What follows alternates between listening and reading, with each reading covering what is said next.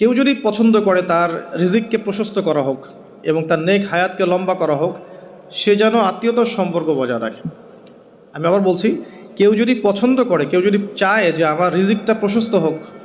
এবং আমাকে আল্লাহ পাক লম্বা নেক হায়াত দান করুক, কেউ যদি এটা চায়, সে যেন আত্মীয়তার সম্পর্কটা বজায় রাখে। আর এক সৌভাগ্যবান ব্যক্তিদের সংজ্ঞায় একটা হাদিস এসেছে যে লিমান তালা উমরুহু ওয়া হাসুনা আমালুহু, যে ব্যক্তির নেক হায়াতকে লম্বা করা হয়েছে এবং নেক আমল বেশি বেশি করার